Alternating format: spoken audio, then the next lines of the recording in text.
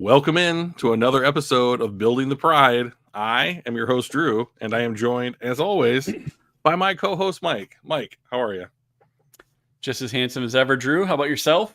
Well, guess what, dude? Finally here. This draft 48 hours. Well, 49 hours. 49 hours till the draft, buddy.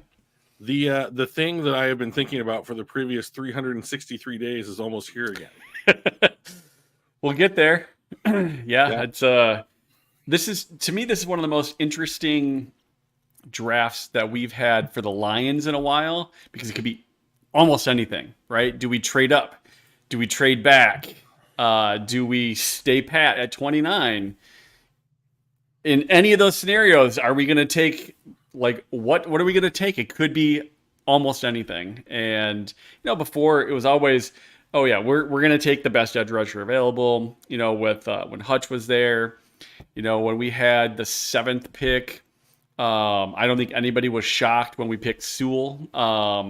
So we had a lot of the first round, we're going to get some good players, and that's exciting and that's awesome and everything.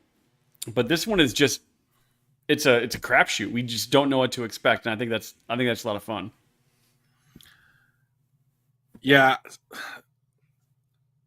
Well, I'm certainly interested in what the Lions are doing. Like my approach to the draft has been a little bit broader. I don't know if that's the right word, but it's as someone who just appreciates roster building almost regardless of sport, to see what the end result is of all these guesses that people like you and me and NFL media have been making on their behalf for months, if not up to a year.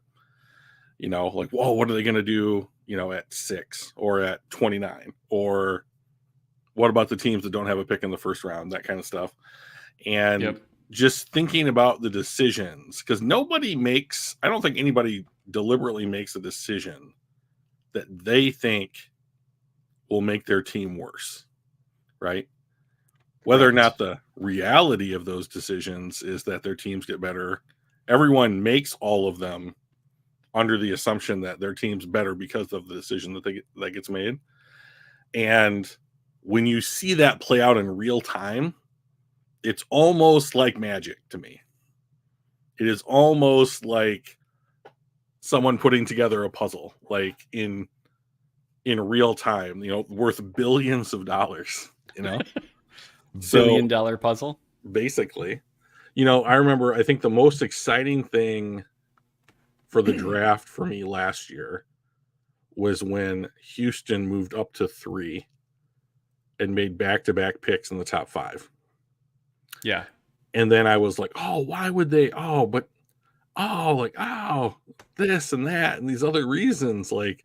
You got a quarterback, you got your edge rusher, you paid a king's ransom to make that happen. You got a little bit lucky because the Panthers went with Bryce Young, even though that was kind of expected. And then, so why did you do it? All right. Well, they went out and they made the playoffs this year when I thought maybe they would have the first and second picks in this draft.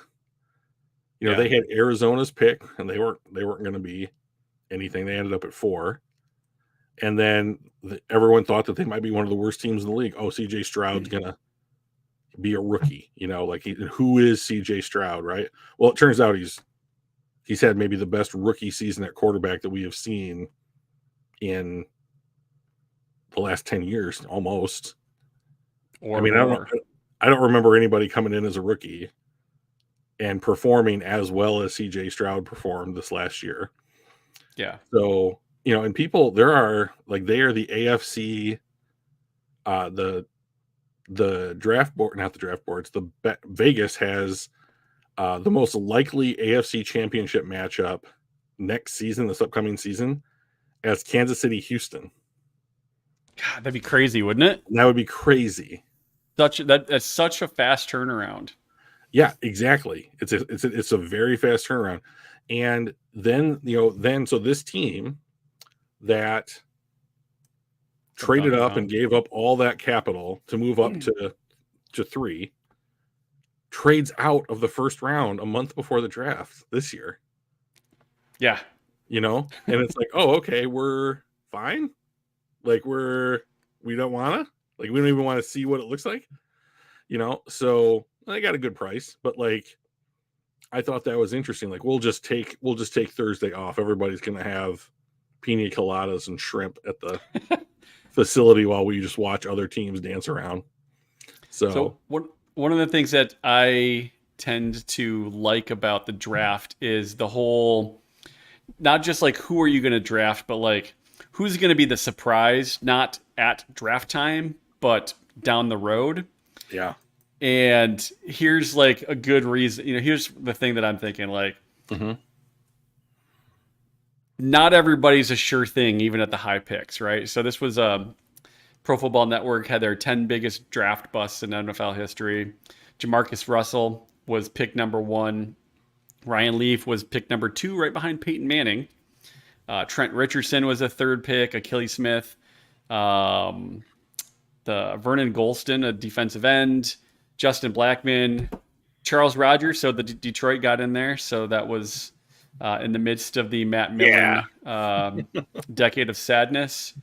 Tony Mandarich, Kajana Carter, and just to help us transition into the news and notes around the NHL or the NFL, Zach Wilson rounds out the top 10 as a number 2 overall draft bust or draft pick. That's a bust. So you just don't know what's going to happen with some of these guys. I remember, that debate of, is it Peyton Manning or is it Ryan Leaf? I think it's Peyton Manning by a nose kind of thing. And then he comes in and just was out of the league pretty quickly.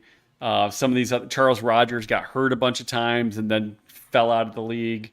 Zach Wilson, as a number 2 pick, obviously being traded 2-3 years in with basically nothing to show for it, is a huge bust. But I do find this interesting, kind of like, all right, who's it going to be? That, because every year there's somebody that just grossly underperforms and is just not there. So like, who is it going to be this year?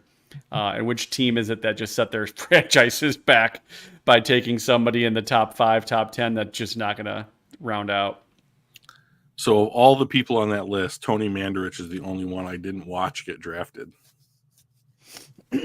So yeah, I think that's kind of interesting. So here's my thoughts. Like, everybody has a reason why they don't work out. Like, and like, there are people on this list, Trent Richardson, Vernon Gholston, for example, even Justin Blackmon, who, for whatever reason, what they did well in college didn't translate to the NFL. And I mean, and that can be studied for decades as to why this didn't happen, right? Kajana Carter was injuries, right? Charles Rogers had injuries plus like the drug issues. Ryan Leaf threw his career away. Jamarcus Russell didn't put any emphasis on being good. Yeah. But like people like Akili Smith, and was Tony Mandarich the guy? No, I'm thinking the guy from the Eagles. Did Green Bay trade him to the Eagles at one point? I do not recall. Is this the guy that was like, they found out that he actively used steroids and then he wasn't allowed to use steroids anymore and his career just fell off a cliff? This was also before my time of really paying attention. I think that's correct. I think I'm thinking of Brian Bosworth, actually.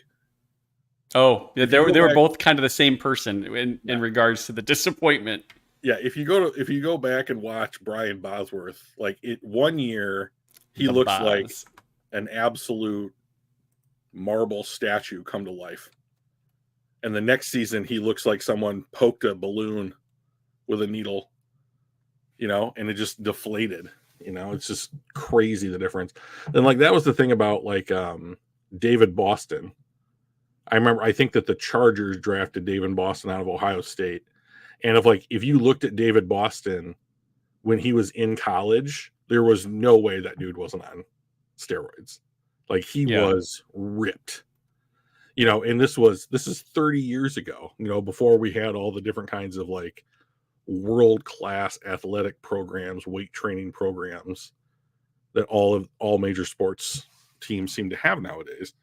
So when we say like who's not going to reach their potential, my first thought goes to which of these teams is not going to properly support their rookie to be good. You know, like so Zach Wilson on this list.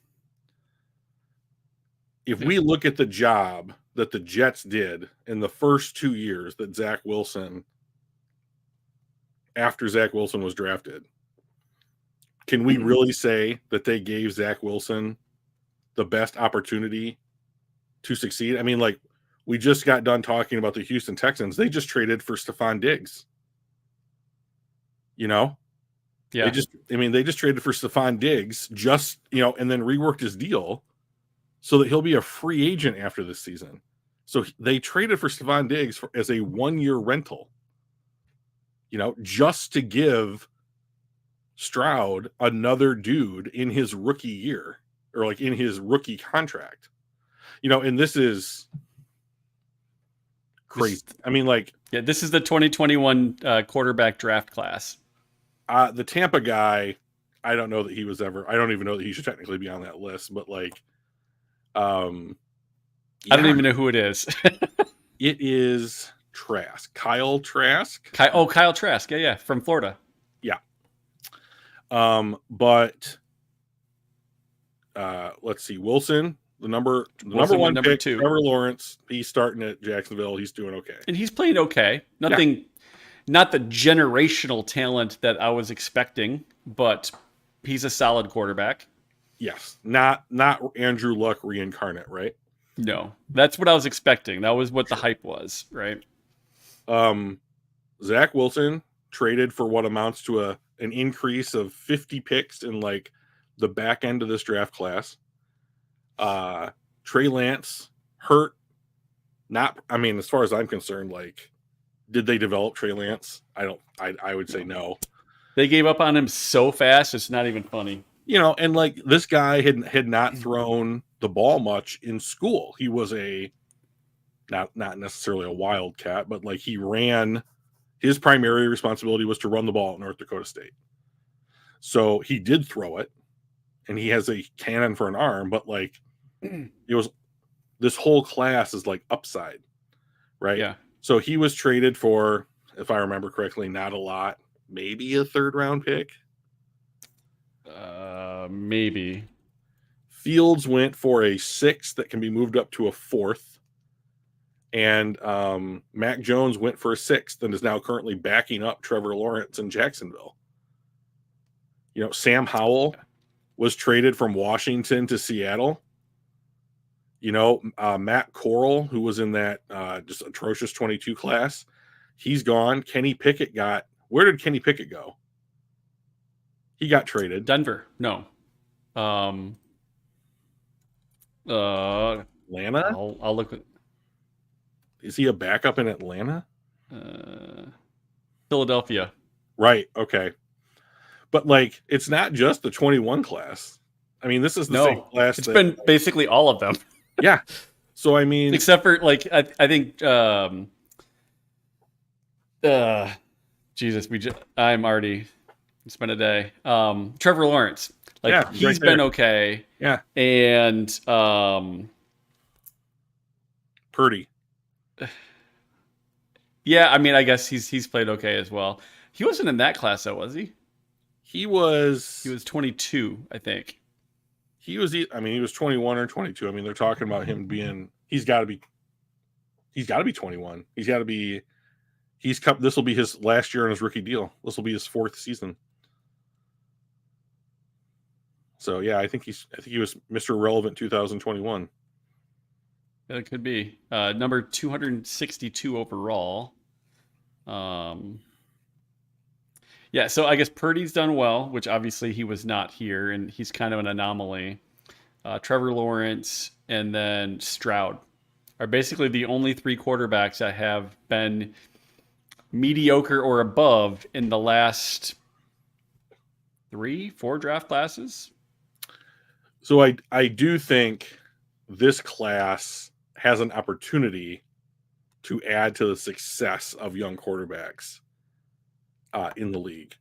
But I think it comes down to which of these guys is going to copy Houston's model and say, we are all in now on this rookie deal. It's not, you either got to sit them and have built the roster before you draft them, and somehow, like Chicago, find yourself in a position to take one of these guys, or you're a team like Washington, you're likely to take one of these guys, and now it's like, well, we've got 2 second-round picks. Like, what do we do with that? And like it's like 36 and 41. So I mean, they're like right there. And or are we going to? Is Washington a candidate for the next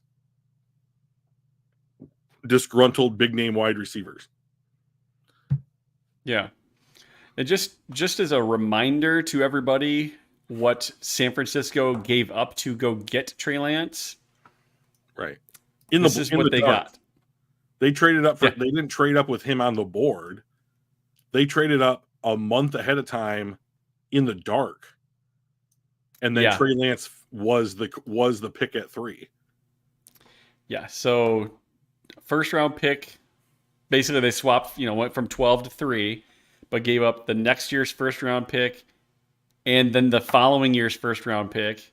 So basically 3 first round picks and a third round pick to get a guy that played a handful of games and was traded for, I think, a third round. I think you were right on that one. To be a backup in Dallas. Right. And so yet San Francisco still was in the Super Bowl. Right. So, I mean, like, whether you want to call that the Niners model or the Lions model, it's a little bit different because, like, Brock Purdy was certainly not an established quarterback who walked onto an already built roster. Yeah. And he was 2022, by the way. Was he? Okay. Yep. So Jared Goff, however, was an established quarterback. He went to a roster that was probably less built than the Niners, but has made amazing strides, So like when we talked, so like when we did our like fan or like friend mock draft a couple of weeks ago, you were talking about like, okay, the Vikings might come up from, what is it, 14, 12. They're at 12. Broncos are at 12. They're at 11. Yeah. So like we were talking like, well, it's going to take 3 first round picks to come up, and it's, people are like, that's way too much for this class. Well, it's like, it's because that Trey Lance trade is the model for what you ask for if you want to move up from where they are to about where he got picked, and what it costs because of what you're going to take to go do that. So like it makes it, when you know that trade's coming and like the draft positions are almost identical, you can just be like, well, if you're New England or Arizona or Los Angeles, you can be like, this is the package we want. We can tinker with it a little bit, but this is the package. So, and this graphic right here is why Brad Holmes said it is easier to get worse at quarterback than better, because you just don't know, especially in the draft, right? It's different if you're trading for an established player. You know what you're going to get. But this is the fear of wasting a top 5 pick on a quarterback because you just don't know. Well, I mean, I think if we went through this list and we said to ourselves, did these teams properly support these players? I think that what you could say is the Bears traded up for Fields. So they gave up capital, and then they traded up again in the second round that same year to take Tevin Jenkins. So they gave up a lot of capital. Now they've recouped it on the back end, but they also traded Fields. The Niners traded up for Lance, and then like, okay, an injury happened, but now where's the draft capital to support the quarterback? Mac fell to the Patriots at 15. So it was just Yeah. kind of like, okay. So the guy on this list that I'm like, your team doesn't have a reason for, like, maybe you just failed and your team made a bad pick, is Wilson, unfortunately. Yeah. You know, They had a decent team around. I mean, they weren't great, but they weren't totally incompetent on offense around him. He just played really bad. yeah, there was almost immediately some controversy with him. Like, he slept with one of his friends' mothers or something like that. Yeah, at And least, yeah, rumor wise, anyway. yeah, and like then that was going on, and that was a distraction. And then, here's the thing about Zach Wilson that I think is not talked about, is that he played at BYU, which is an independent school. They don't belong to a conference, and so they get to schedule whomever they want. There's no predetermined, you have to play these 8 teams. And for an independent school, they got to set their own schedule. Their offensive line was completely elite for that level of competition. And so he got to stand back there 4 or 5 seconds and make decisions. And, like, that got cut in half at the NFL level, and you're asking him to play twice as fast, like, that's a big ask. It's a big ask for any of these guys. So I am curious, because we are likely to see, I think, quarterbacks at least come off in the top 3 picks. And I wouldn't be surprised if it was 4. So do you think the Cards would take one, or are you thinking 4 is going to be a trade out? Well, one of those guys are going to, I mean, I am anticipating New England or Arizona trades out of their spot. But I definitely think that it's, well, my guess would be it's the first 3 teams take quarterbacks, Arizona trades out, and then they end up picking at like 12. Yeah, I can see that for sure. Someone comes up for McCarthy or Daniels or whoever's on the board, whoever's on the board, one of the non-Caleb Williams quarterbacks. And those teams, like, if Minnesota trades up, how are they going to supporting whomever they take? Like, if you have to pay the San Francisco, that's the tough part, right? Yeah, if you have to pay the San Francisco package to move up to 3 or 4 or 5, and it's 3 ones, yeah, you're going to give up 2 of them this year, but that still means that your one that you're getting back is 2 years out. So I mean, like, because you can't trade a first round pick in a successive year, right? So they wanted to get a 3rd first round pick, so they could have their pick, their first round pick back as soon as possible. But, like, unless they get some sweetheart deal where they don't have to give up multiple firsts, like, whoever they take, I think it's going to be a real tough sell that guy is going to be. I mean, so he's got Justin Jefferson, he's got TJ Hawkinson, they've got 2 strong tackles, but they went all in free agency to revamp their defense. So maybe that works. I mean, that could work out. They're veterans, they're not kids, right? Yeah. But, like, does it? And then, like, do they sit him? Do you have a guy like a journeyman quarterback, which I don't think they have on their roster currently? Do you have a journeyman quarterback or whatever, like, start 6, 8, 17 games, and you give the kid a full year? And then you're like, okay, well, we don't have our first round pick this upcoming year, but we've got another free agency class. The kid understands, like, what he's going to see in the NFL. Like, that's the thing to me.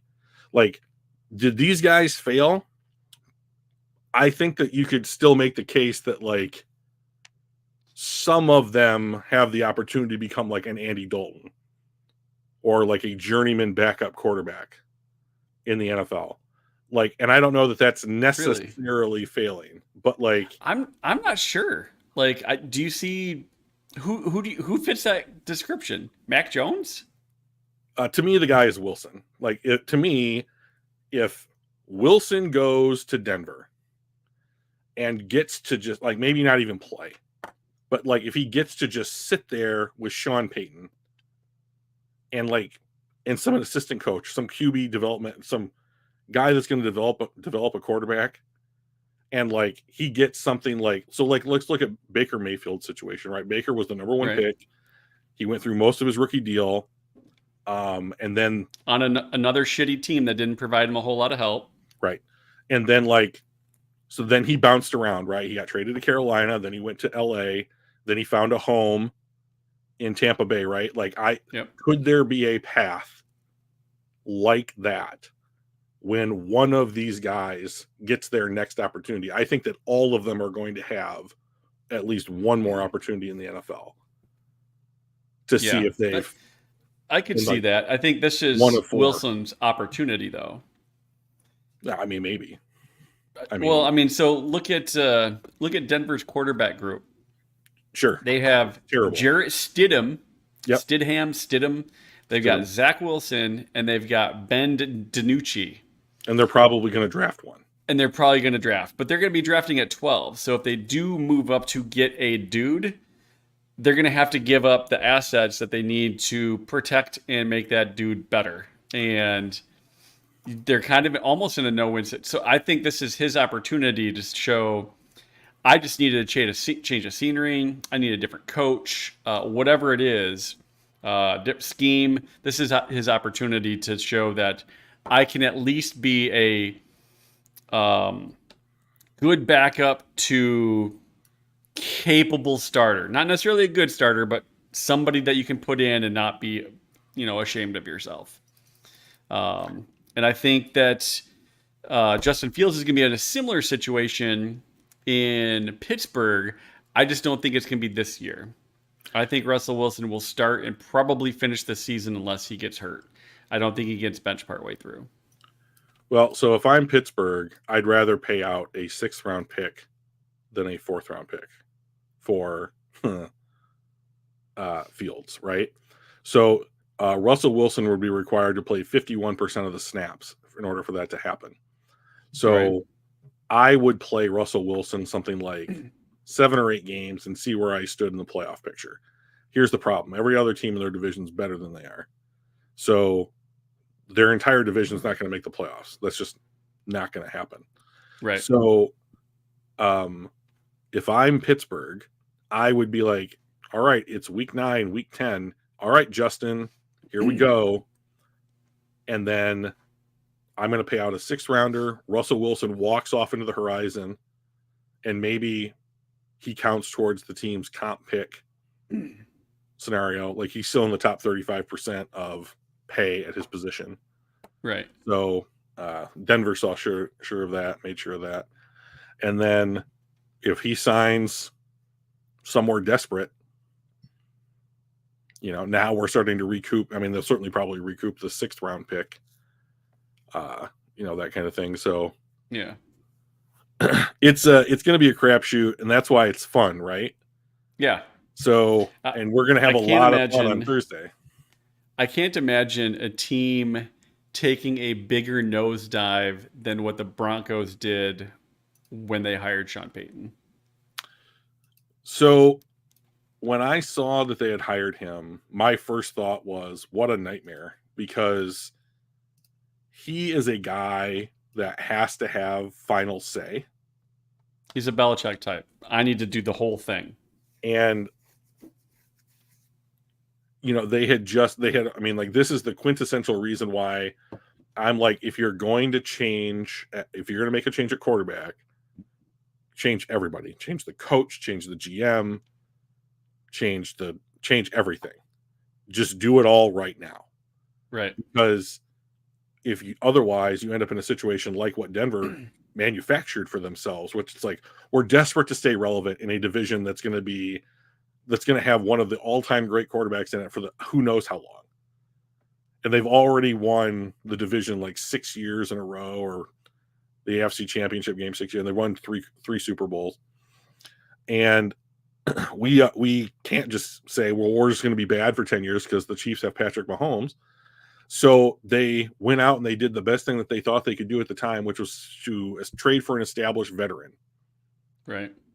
Okay. Super Bowl winning, right? Yes, Super Bowl winning. And like, all right, we've got him. And then they gave up a lot of picks and players in order to get him. And then they gave him that extension. And it's the extension that's killing them right now. So yeah, the only thing I wonder about with Sean Payton is if he's that good of a coach. Was Russell Wilson the problem? He played fine this past year. Why did they ditch him? He wasn't the problem. He played really well. When you look at his stats, you look at his performance, he was good. And they just said, we're done with you anyway. And I don't understand that. Is it just Sean didn't like Russell? Did they have like a headbutting issue? It blew my mind. At the very end of the season, they sit him anyway, and even though they had nobody else to put him in there. And then they got rid of him for basically nothing. And I'm just like, I don't understand this at all. So my thing with that is, when you see something like that, my first thought is like, Sean Payton has a system that he wants to implement. Russell Wilson does not do what Sean Payton wants. Like, Russell Wilson is the antithesis of what Sean Payton wants, which was why I was so surprised when they hired him, because it's like Russell Wilson wants to throw outside the hashes to wide receivers on the outside. Right. And Payton is coming from, a dozen years of Drew Brees, and Drew Brees was middle of the field game, he had a great arm for a lot of years, right? But like, it was middle of the field, different stuff entirely. And like, Russell Wilson will not throw the ball to a tight end. He just will not do it. He wants to go down the field on the outside. That's what Russell Wilson's good at. Yeah. And so it's like, oh, hey, these guys don't match at all. And now Russell Wilson is in Pittsburgh with Arthur Smith, and it's like, oh, yet another offensive coordinator who Russell Wilson just doesn't fit with at all. Well, so the question is, if you're a good coach, yes, if you're a good leader, if you're a good coach, can you not work with the pieces you have? Do you have to throw everything away because I only know one thing, and I will, instead of trying to force a round peg into a square hole or whatever, we're gonna recreate the board. We're gonna throw all the pieces away, and we're gonna recreate the board to have all round holes so I can put my round pegs in. And I'm just like, if you're that, then you're not as good of a coach as people think you are. If you can only do one thing and it has to be this thing, or you're just not successful, then you're just not that good. And I think if that's the case, Brees was the reason they won, not Payton. Yeah. So what you're describing, in my opinion, is the difference between a coach and someone who runs some kind of system. Yeah. Right. And so when you are like an owner or a GM and you bring in a guy like Sean Payton, you're bringing in a proven system, right? And now, all right, all the thinking's done. We just have to go out and find players that fit this system, and then we'll win because the system's been proven to work. Right. However, 10 years ago. Right, exactly. And that's why I agree with you. It's like somebody like Dan Campbell, a player's coach, which you see the NFL almost completely moving towards. All of these young coaches, these 30-something coaches, or like the Dan Campbell, the motivator that's been there on the field, in the trenches, run through the brick wall kind of guys, like, they are there to get the players motivated to play as best as they can, and to the more important thing is to put them in the position to be successful. Yes. Right. So that's when the Lions go get Jared Goff. You're gonna have to remind me what our offensive coordinator is. Ben Johnson. Ben Johnson isn't like, hey, JMO 9 route, let's do it all day. 25 9 routes. Jared, if one of them hits, we're good. Like, That's not what Jared's good at. That's not what the offense was designed to do. And they went out and they find the right fit. So you hear them say, like, we have to find guys that fit what we want to do. They say that all the time. Right? So like they have a system, they have an idea of what they want, but like they also want to go out and find the right guys to put in the right spots to be successful. I mean, there's so many of these success stories on the Lions up and down the roster. I mean, about the only guys that I think that you can say like it doesn't matter what system they were running are Penei Sewell and Aiden Hutchinson. Like those guys can just play wherever the fuck they want. Well, I think Ben Johnson. Yeah. To your point, I think Ben Johnson is a great example of not being a system-specific coach, because you look at the way that Goff struggled the first half of his first season, and the way, and then Ben Johnson comes in right toward the end of that season, and then the start, obviously all the start of the second season. He was able to go, all right, what we're doing is not what he's good at. Let's change what we're doing to fit the pieces we have. And like you said, put them in a position to win and succeed in the things that they're good at. And I think that's where you're talking about, where like it's a player's coach, where it's not like you have to do this rigid thing. It's all right, what do my players do well? How do we lean into that? How do we take advantage of that? As we're moving toward whatever that you're moving toward, you can find pieces then that either complement that or get you closer to your end goal. But at least in the middle, you have that transition of like just working with what you've got and putting them in a position to be successful. And I think that's where Ben Johnson has really, really kind of stood out with that. Yeah, I agree. I mean, and it's easy to agree about this kind of stuff because we see it on the field every day, and you hear about it in the press conferences and the interviews, and like you hear people like in the NFL media talking about the fact that what we saw on the field and what we heard in the interviews, right? Like, because that's what the Lions are trying to do. It's not a mystery. Like the mystery of like what they're trying to do is gone, like for this front office, this group, but like how they're going to go about doing it, that's the thing that I just can't figure out. I never would have thought Laporta. I never would have thought Gibbs. Aiden Hutchinson, Penei Sewell, those are easy picks. Yeah. Like teams would have to be stupid, Jacksonville, to pass on players like that. We're not going to name names, Jacksonville. We're not going to talk about it, Jacksonville. Hey, Trent Baalke. Hey, buddy. But like, Penei Sewell was being discussed in the 21 class to come off the board at 5. Yep. And so to Cincinnati. And so like he would not necessarily have been the first non-quarterback off the board, because I think Pitts went at 4 to Atlanta. Yep. But like he's right there with those guys. And arguably you could make the case that like Atlanta should have drafted Penei Sewell. But like, so he kind of fell to the Lions at 7. And the next year, Jacksonville was dumb. And we finally got lucky. I mean, like, how many years have we sat there and been like, the stupid ass team in front of us took the player that we wanted? In the Hockenson draft, the Jaguars, here they are again, took Josh Allen. And then we got stuck with Hawk. Last year, the Lions were at 6. And if Devin Witherspoon had made it one more pick, I'll bet Devin Witherspoon is a Detroit Lion and not a Seattle Seahawk. Yeah, I think so too. So I'm like, and no shade on Gibbs. He's done real well. But like, I do think that if they were sitting at 6 and Devin Witherspoon and Jahmyr Gibbs were on the board, they would have taken Witherspoon. I think so as well. Didn't work out that way. That's fine. Jahmyr Gibbs was a very nice surprise. Hopefully year 2 is better than year 1. But are we going to do a mock?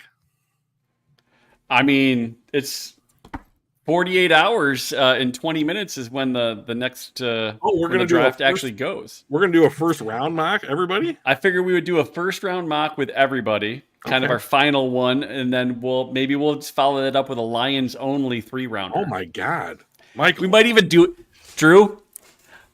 I think we might do a double mock. No, I'm double mock. Double team. I know. Are you excited? Kinda. I wasn't even thinking we were gonna do one, but so yeah, if you're in the chat, now's the time, guys.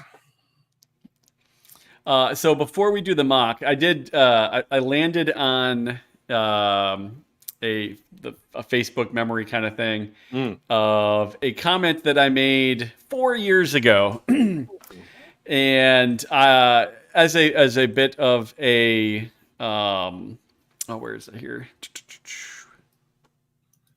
Why is this not working here?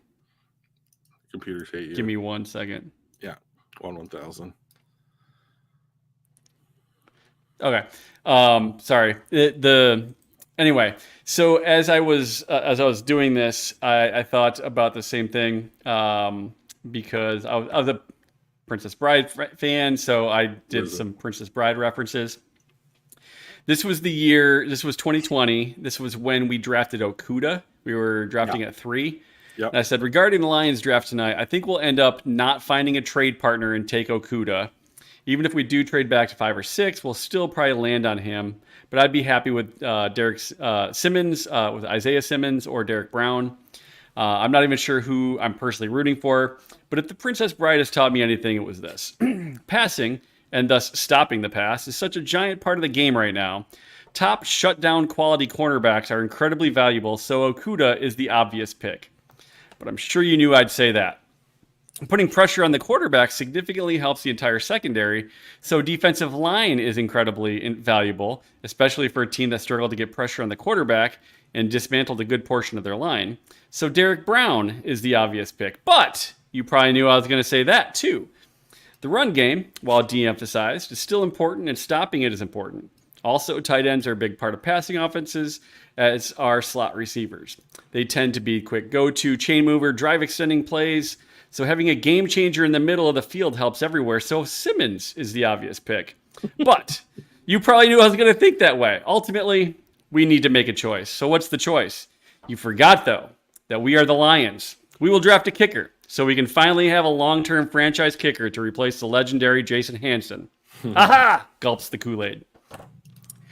4 years, that was fun, by the way. I enjoyed writing that one. But 4 years later, we still need a kicker. So I don't know. Maybe that's what we're going to do at 29. It's definitely not what's going to happen. I hope not. But that was pretty good, man. I saw that Rainn Wilson and the guy that was on How I Met Your Mother, they reenacted a couple of scenes from Princess Bride, and it's the one where Fezzik tries to get Andre the Giant to rhyme, and it's like, I'm not going to do a lot of harm. Well, it's because he's got a lot of charm, or whatever. Like, that movie is literally fantastic. It's just a great, literally, not figuratively. Not figuratively. It is a cult classic for a reason. Yeah, and it's the only reason that's a cult classic and not just an all-time classic is not enough people have seen it. Otherwise, it would just be an all-time classic. Everyone I know in my age, and we're not, you and I aren't separated by all that many years, but everyone I knew has seen that movie. Every single person. Yeah. Inconceivable. They were both all right. They were both poison. I just spent the last few years building up an immunity to iocane powder. All right, let's do this. Let's roll this. The Chicago Bears are not going to trade. They're going to take Caleb Williams, right? Yeah, this is the worst kept secret in the draft, right? Yeah. Washington, though. Yeah, this can be one of 3 people. I know who I would take if I was Washington. Let me just filter. Sure. I would take Drake May if I was Washington, and I would just be happy about it. I think of all the quarterbacks, Caleb Williams won a Heisman. Jaden Daniels won the Heisman. JJ won a national title. Of all the quarterbacks, Drake has the least amount of hardware. But I think by far, unless you wanted to go to Jaden Daniels all the way back at the Arizona State days, by far, Drake May had the least amount of stuff to work with. Like, he is going to go... in North Carolina? Oh, yeah. Yeah. He is going to go from having nothing to having a legitimate team. And so I wonder if his like learning curve or catch-up gap or whatever is just that much smaller. You know, and it's like they also have 2 second-round picks. So like think about like you might get like Chop Robinson or Adisa Isaac as an edge rusher from Penn State, and you might get like an interior offensive lineman, and it's like, okay, there you go. Like those are positions that are going to contribute early, and there's not a huge learning curve to them. Like I wouldn't be surprised if they took like a running back to complement Brian Robinson, you know, at some point in like day 3, you know, and it's just like, we're just going to stock up on dudes at positions that don't have huge learning curves, and everyone's going to come in on rookie deals and contribute right away. Sound like anyone you know, Detroit? I mean, like, I just think that like, if I'm Washington, I'm taking Drake May. Yeah, that's who I totally agree. That's who's my next guy would be off the board. Can you make it a little bit bigger? Oh, for the love of, yeah, of course I can. Okay, so I wrote down some draft questions, and this is my first draft question, Mike. Okay, when's the first trade happen? Because I think the first trade happens at pick 4. Okay. Well, it depends, right? So like, I don't think the Patriots move out of this. They don't have a quarterback right now. They don't have a quarterback of the future, right? Mm-hmm.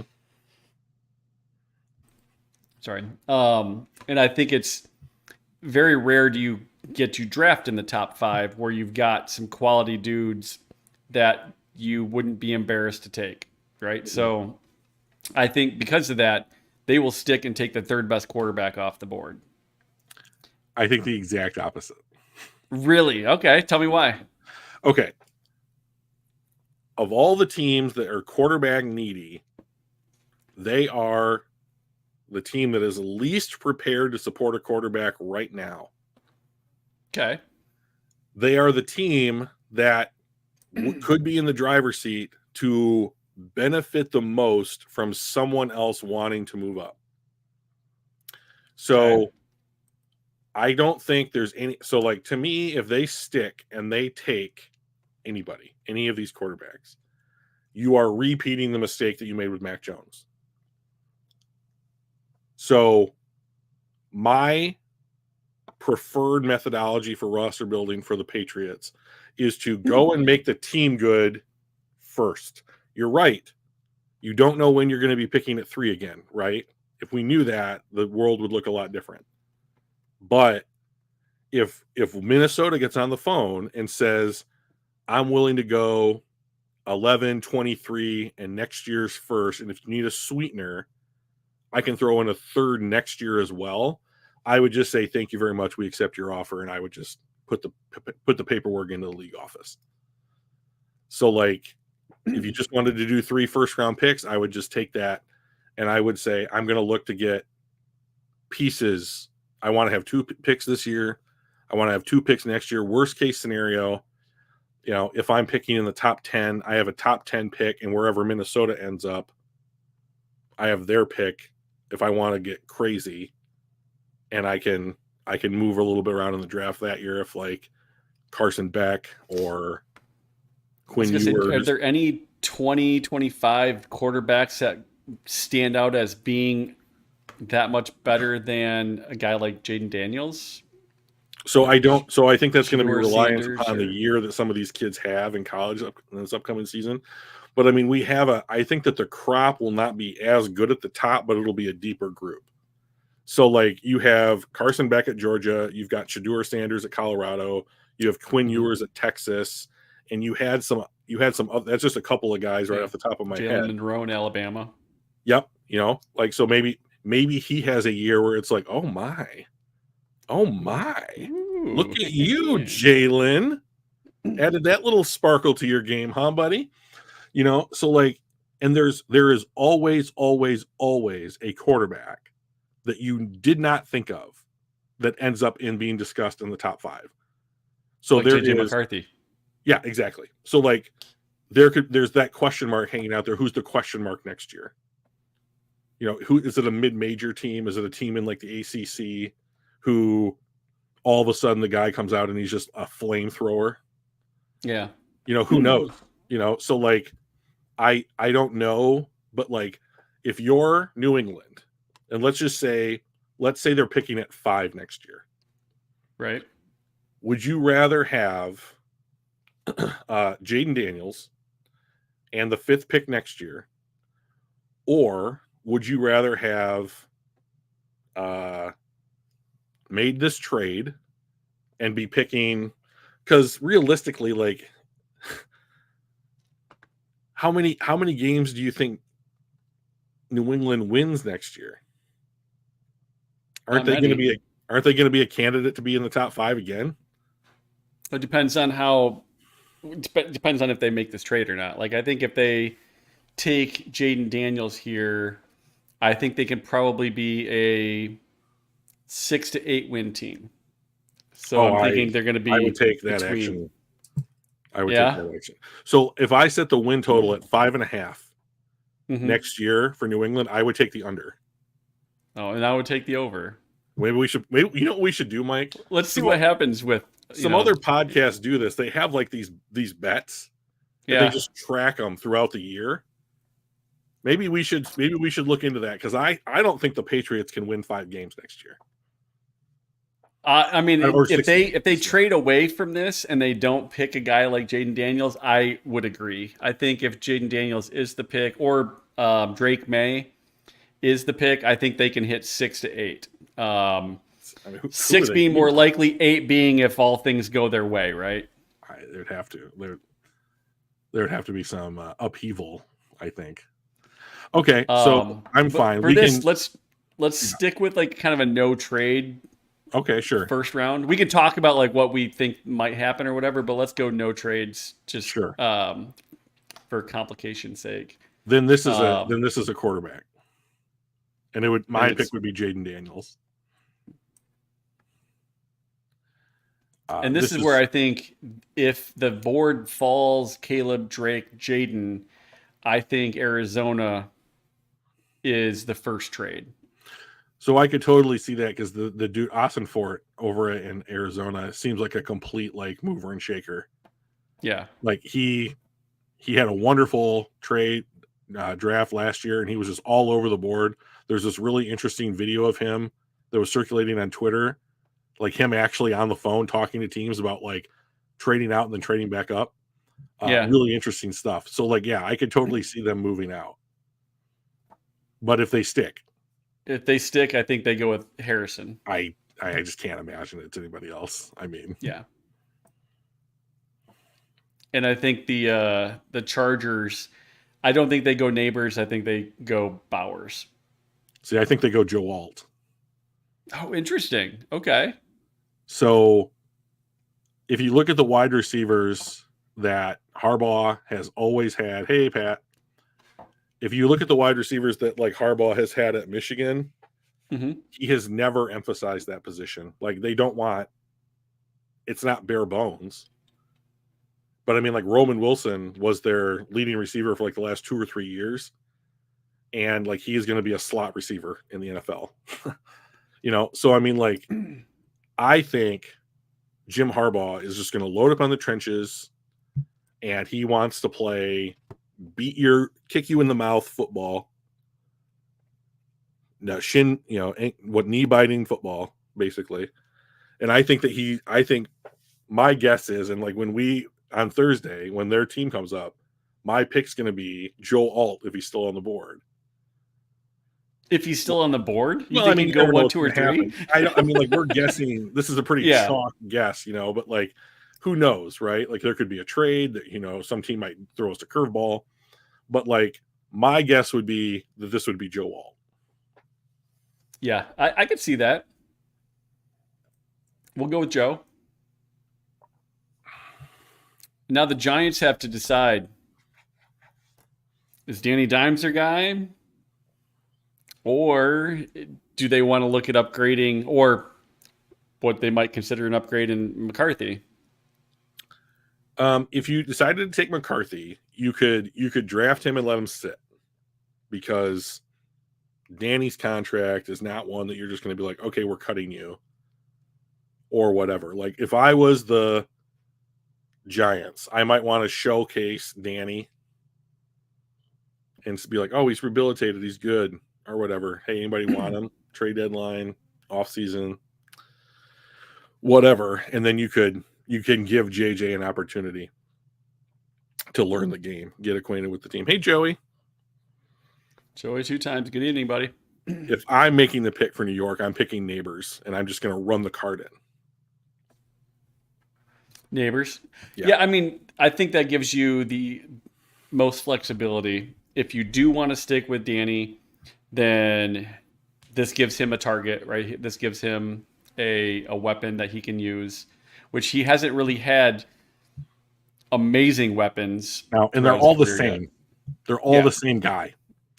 Yeah. So, and if you aren't sure Danny's your guy, this gives the next guy a weapon to come into, right? Exactly. So I think it gives you that flexibility of it's good now and it's good later, regardless of what we do. You know, and people are talking like they're not sure who. I mean, like Marvin Harrison Jr. seems to be like the number one wide receiver in the class, but there has been chatter that like the NFL views Neighbors as almost as solid a prospect as Harrison. So I mean, like if you're like, oh, okay, like I get Marvin Harrison Jr., you know, at 6 or whatever, like I'm totally cool with that, you know. So I think Tennessee does the same thing, especially with Joe Alt off the board. Well, right? So their wide receivers are Treylon Burks, who they drafted 1 or 2 years ago, 2 years ago maybe. They have DeAndre Hopkins, and they signed Calvin Ridley in the offseason. Okay. So they have 3 dudes, 2 of which are on multi-year contracts, Ridley and Burks. One of which is probably in his final season with Hop. Probably. I know what I would do, and that is to draft Talise Fuaga from Oregon State as a tackle, because their offensive line is fucking hideous. Yeah. So like, even if I think that you could just play him at right tackle and just be like, right tackle's all done. He's going to be a right tackle for a solid chunk of years, 8 years. And that's all he's ever played in college. Right. Or at least this past year. Yeah, no, actually all 3 years. Correct. So you have Skoronski at left guard. You signed Cushenberry to be your center. I am going to, you know, maybe I get a right guard in like the 3rd round, but I'm going to right tackle is all set. We live with whatever we have at left tackle. Maybe Fuaga even plays a little left tackle. I don't know, but I would just take him and say right tackle done. So do you think they'll do that at 7, or are they reaching with him as a 7 pick? So I view tackles as, I value tackle much higher than I think a lot of other people do, because if you look at positions in the NFL draft that hit more regularly and make it to second contracts, it's offensive linemen. So if I am Tennessee and I'm like, I just paid Calvin Ridley $90 million, I have Will Levis, who I am paying nothing because he was a 2nd round pick. I've given him wide receivers. What's the next thing that I can do to help Will Levis?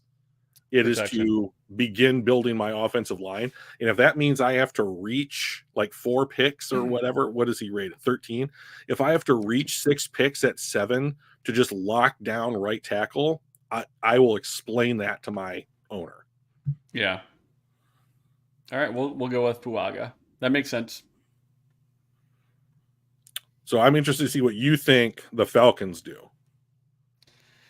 Well, they just took Bijan Robinson, so they don't need a running back. They've got Kyle Pitts as a tight end pass catch target, And Kirk's going to throw the ball. And they've got a quarterback. They've got their franchise quarterback, at least for the next 4 years or whatever. Mm-hmm. So I don't think they need Rome. I don't think they need Brock. I think they probably go with Cooper DeJean. I think they go with the best cornerback on the board. So in my opinion, I love Cooper DeJean. Like the chatter about Cooper is that teams seem to think that he is this chess piece that you can move all over the board. Will you click on him? Yeah, you got him up. Where did he play? Can we see where he lined up in school? I was like, he played at Iowa, right here. No. It says so. I know. Snaps by alignment. I'm sorry. Look, so he played a little bit in the slot, a little bit in the box, deep one time. He has been an outside corner the overwhelming majority of his career, right? Yeah. So I look at Cooper DeJean and I see outside corner, even though he could probably do these other things. But that's just upside. Like, that's not the main reason I want to take him. I want to take him because he's an outside corner. But I don't think he's the best outside corner in this class. I think that Quinion Mitchell is the best corner in this class. And he did play a lot of zone.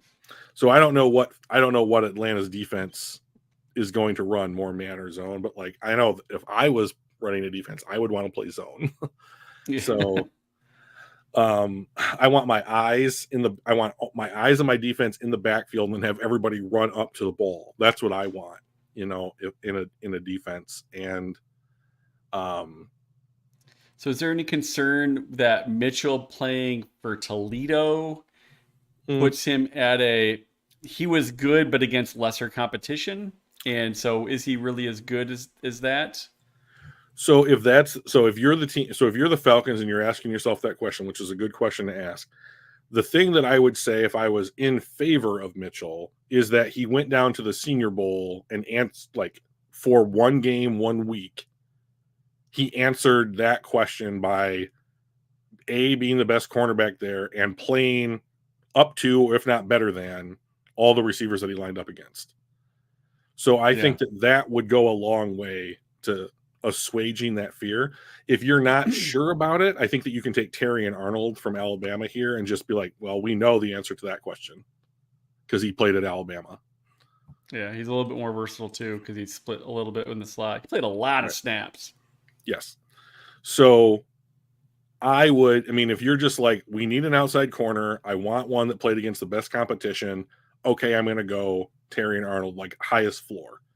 But if you're like, I want the guy that I think is probably the best corner in this class, regardless, I would probably take Mitchell. I like DeJean, but he's not my CB1. All right. So who are we taking here? Mitchell? That's your decision. I'm good with Mitchell. Okay. Chicago. They just took Caleb Williams just 8 picks ago. They sure did, buddy.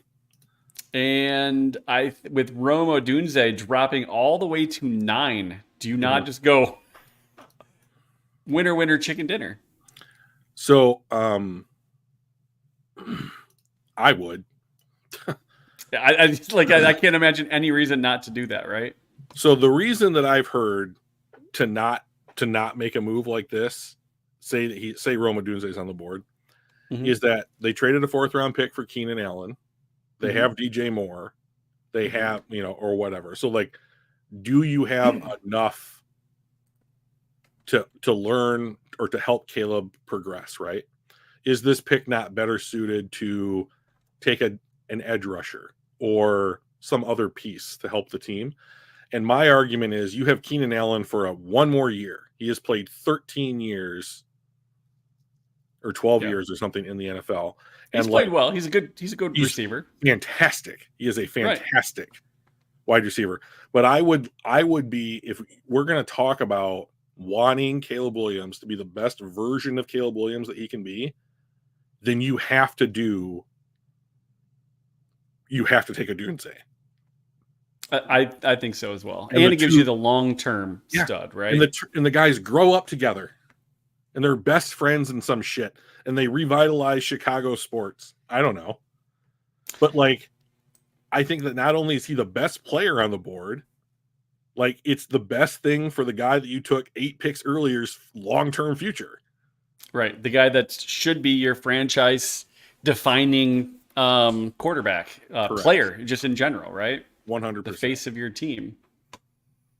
Don't make the mistake that the teams on the graphic that we showed earlier made with their rookie quarterbacks.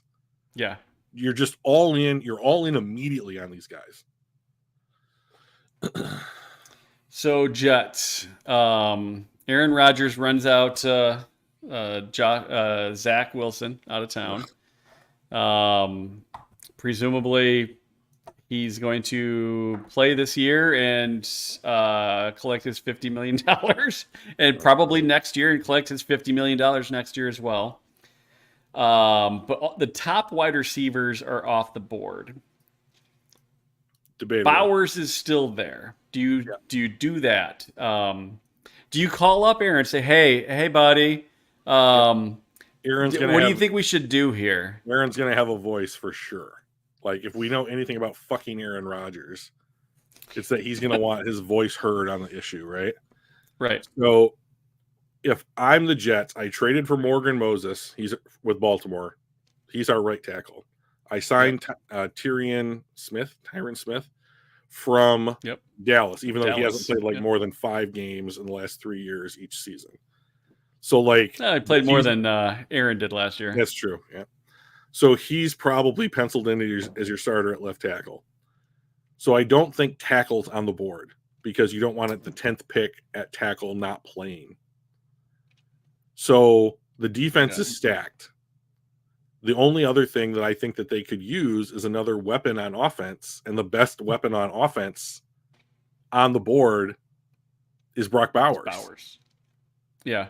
And I know Aaron's not going to want. And it keeps Aaron happy too, right? Well, so like he hates rookies, right? He is a notorious like no thank you to rookies trying to help him out. But like if you're the Jets, you got to just be like, this is the board. This is a dude that can help you, and like we're just going to have him run curl routes and sit down in zone coverage. 80% of the time, Aaron. Like, what the fuck do you want? Like. I mean, like, he's already got Garrett Wilson. He's got some of his own guys on the squad. I think Alan Lazard's still there. So, like, I just think probably, I'm sure that, Bakhtiari might be coming over from Green Bay when they finally cut him. So, like, who knows? But, like, I would just take Brock Bowers and be like, well, all right, someone get Aaron into a dark room and we'll talk to him. Right. I agree on that one as well. Minnesota. We played the no trades process for this one. I do think that they're going to try to trade up, although I think they're going to try to trade up to 4 and not 3 because I just don't think that New England's going to drop off of it. But I think this is where JJ goes, right? At this point. Oh, yeah. If JJ's still on the board, yeah, this is a no-brainer, and they just jump up and down. And then don't turn the card in, and then they get skipped, and then the Broncos take JJ. And then Denver goes, "Oh my God, JJ's still there." To be honest, JJ in Denver is, I think, terrible for JJ. So, so for Denver, knowing that their best quarterback is Zach Wilson, do they go for a guy like Bo Nix or Michael Penix? Yes. Is it Nix? Nix. Yeah. So I would. I don't see, like, here's the thing. Yeah. I think I would too. Should they? No, they shouldn't. Like, by almost every rule of drafting, they shouldn't do it.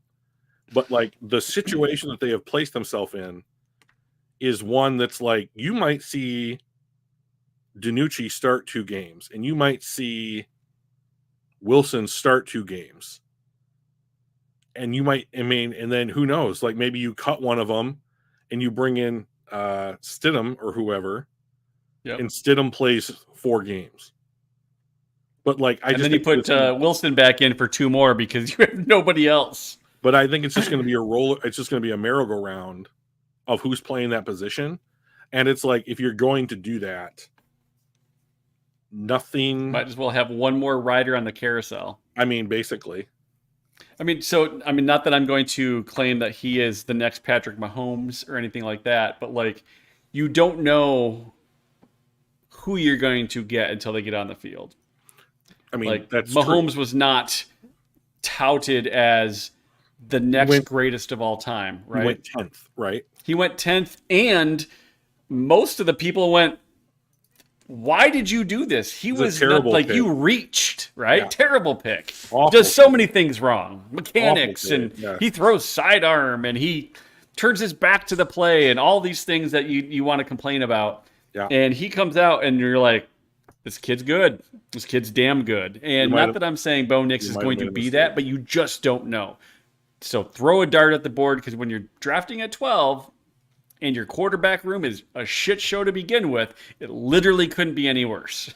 So to me, what this comes down to is you don't know. You don't know where you're going to be next year. And you know that you're still going to have to pay Russell Million $39 million next year, or 45 or whatever it is. And you don't know where you're drafting. Right? And so unless you want to give up Pat Surtain in order, because he's the most valuable asset on your team, to go and get, like, to move up, in place of one of those first round picks that maybe Minnesota could offer, then, like, you just need to take a shot. And whether this works out like a Kenny Pickett situation or whatever, like, you just have to be like, well, we had to take a shot. The situation is straight up. It didn't work out, or maybe it did, right? Yeah. Who knows? Like, if what's the worst that could happen? It doesn't work out. Yeah, I mean, like, we were going to be bad anyways. I mean, so. Raiders, I think here, I'm not sure that any of the other quarterbacks are worth reaching at 13. So my guess is they're going to start giving their next quarterback a platform, whoever that might be. And I think they'll probably take a guy like Troy Fautanu or Fashanu. So I would rather have Troy. I'd rather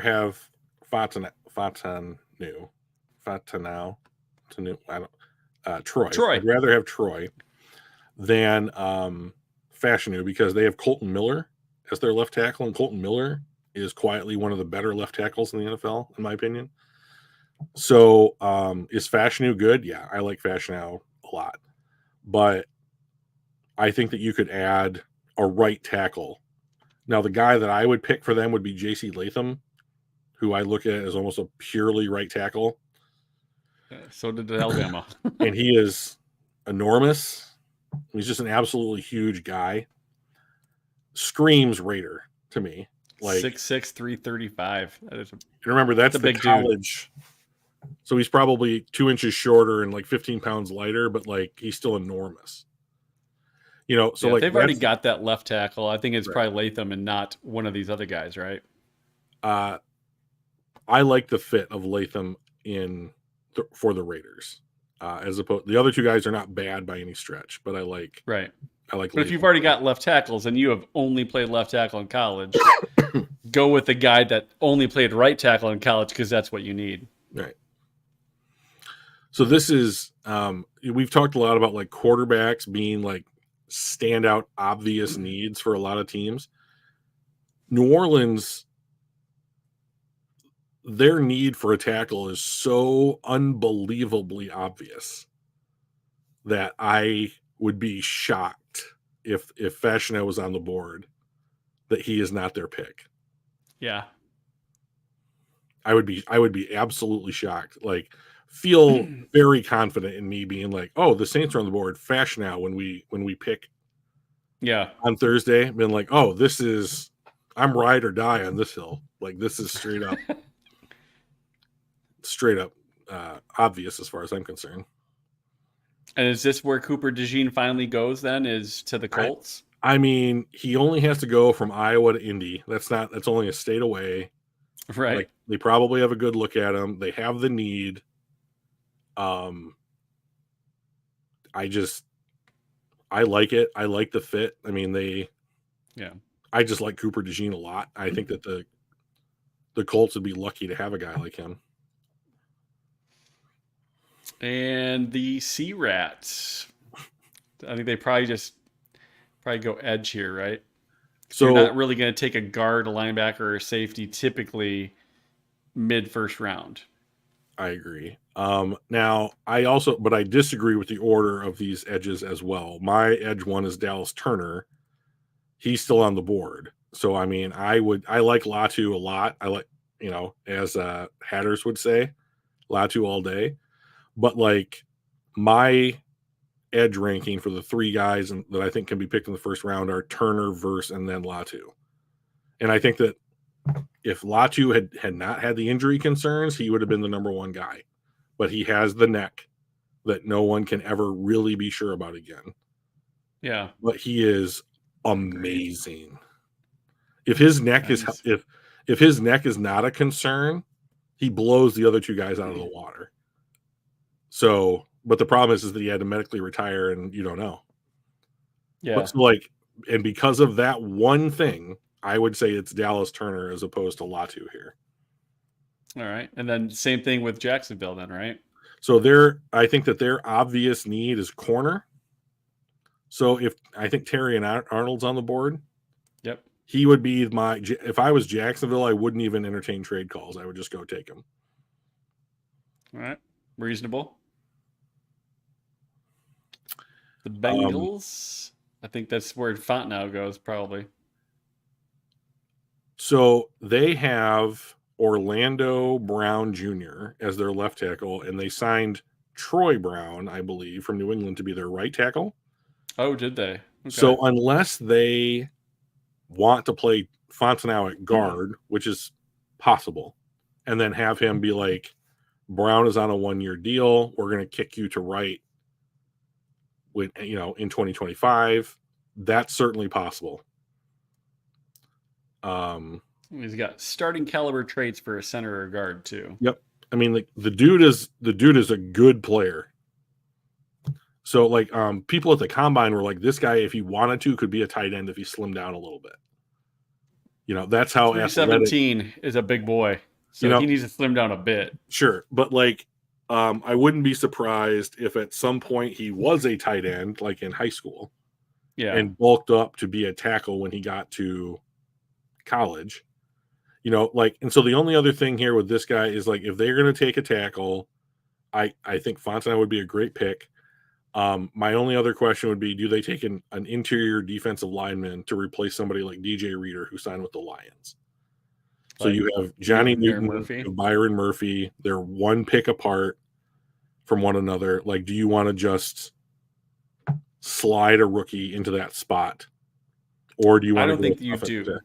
Okay. And I think the reason is you've got Joe Burrow, who is a top 5 quarterback in the league, and you need to protect him. Sure. And even if you slide a guy like Fontenot in as a guard or even a center, that just makes the most important player on your team that much better. Now, granted, you can fill a interior defensive lineman in the second round, right? I think they've got a second round pick. So that's not a big deal. I think that's what they would do on that one. Okay. The Rams nailed their draft last year with Steve Avila, who was by far the best offensive lineman in the draft, and Puka Nacua, who was a 5th round draft choice and set records. They had Stetson Bennett, who never ended up staying with the team. He was weird off for personal reasons, although apparently he's back now. No. Yep. He is, I believe, back with the team reasons? Now. Oh, interesting. So which I found interesting. I thought he was going to be just off, but if he got his shit figured out, awesome, proud of him. He is keep trash. It up. Yeah. But if he doesn't get his shit figured out, then it's going to be an unfortunate thing for him. That said, I don't think they're going to reach at a quarterback here. I think they probably do take one, maybe in the second round. I could see them taking a guy like Spencer Rattler or Penix if he's still available when they He might be. draft. But I don't think that they're going to do that here. I can see them taking another tackle. Their offensive line has gotten dramatically better. Their defense, they've got Byron Young, who was my defensive rookie of the year last year. Over Turner? On the inside, but you lost Aaron. What's that? Over Kobe Turner? Kobe Turner. Yeah, that's what I meant. Sorry. They had Byron York, Kobe Turner. So Kobe Turner was my defensive rookie of the year last year, and they lost Aaron Donald. I would pick a guy like Newton or Murphy to sit there next to Turner and just wreak havoc. Oh, I would take maybe I'll say, or maybe Jared Verse to go on the outside so you cover the edges while you got Turner in the middle. So I think the thing that benefited Kobe Turner last year was he was playing next to Aaron Donald, right? Hard to find a human being on earth. I might even be able to get a sack playing next to Aaron Donald, you know? But like, I think if you have Byron Young on one side and you have Jared Verse on the other side, you're doing it right. You're making things easier for Kobe in the middle. Byron Young had 7.5 sacks last year. Sounds so right. Like that's respectable for where he got drafted, you know. Yeah. And if you add a first round talent in Verse, I think that you've got the makings of a young, cheap defensive line, and you're going to build front. And if you took someone like Chris Jenkins from Michigan, as your like run stuffing two gap defensive tackle or whatever, poor man's Aaron Donald, which is still super rich, you know. Aaron Donald's made out of diamonds. But like if you took someone like that in round 2 and just being like, all right, here we go, this is the new squad, I think that could be pretty cool. And like I think that they spent big in free agency. They signed Kevin Dotson and Jonah Jackson. Yeah, yes, they got Jackson. You get Dotson too? I don't know. Oh yeah. They solidified their line. They played really well. They did really well on their line. Yeah, and I don't remember who the right tackle is, but I felt like the guards and center are all locked up. And then I thought the right tackle played pretty well. Haverstein, is that who it is? Could be. Yeah, Haverstein. And then they have Note Bloom and some Alaric Jackson they signed in the offseason. Alaric Jackson, yeah. Will be like one of those two guys is going to win a camp battle for left tackle. So, but like left tackle certainly on the table, you know. Yeah, I just don't think that I don't think they go there. They've got Jonah Jackson at guard, Avila at the center. I think Avila played guard last year and he moved to center. Yes.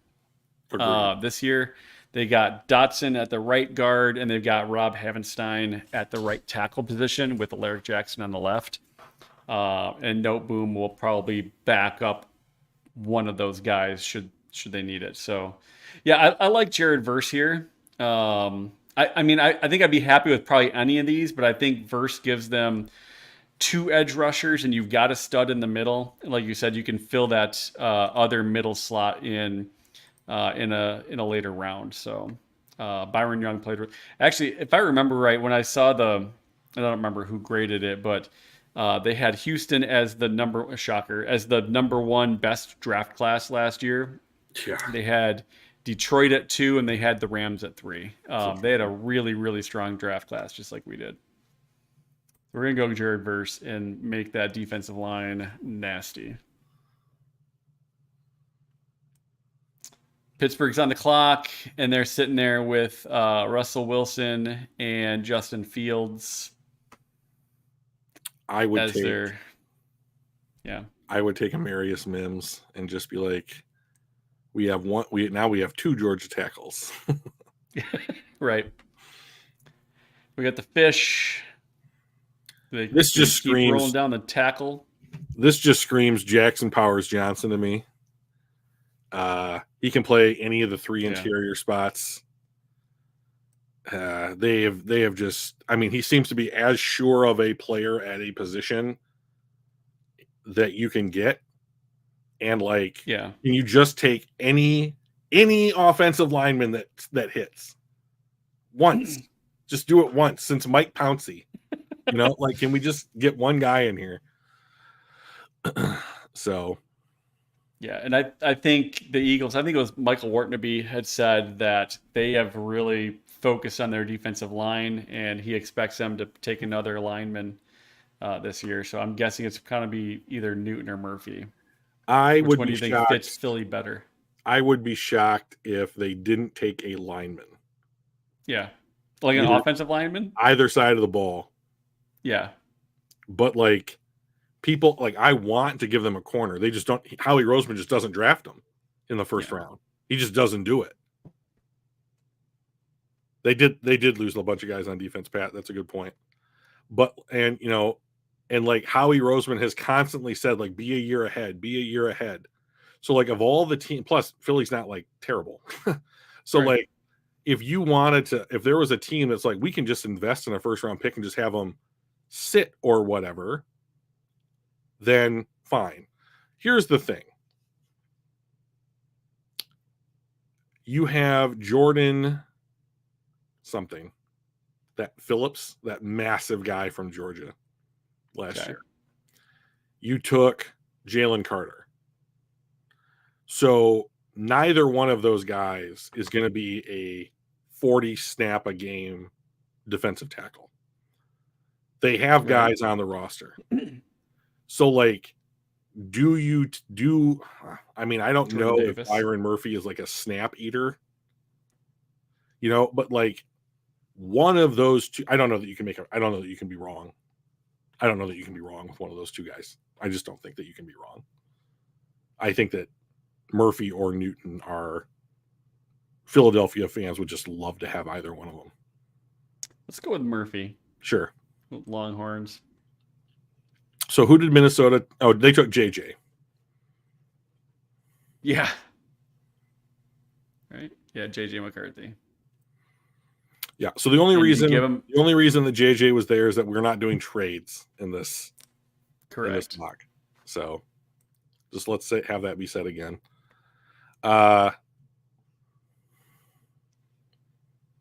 Quarterback, got it. Tight end, not going to take one here. Guard, maybe. DL, maybe. DB, maybe. So I think that there's better value at guard or defensive lineman here than there is at corner. Yeah. So, I mean, I would take the D tackle then, because I think that the position's worth more than a guard. Newton? Yeah, that's fine with me. All right. This has to be a Texas player, so this is A.D. Mitchell. And they need a wide receiver. Green Bay. This is Barton. You think so? Yes. Whoops.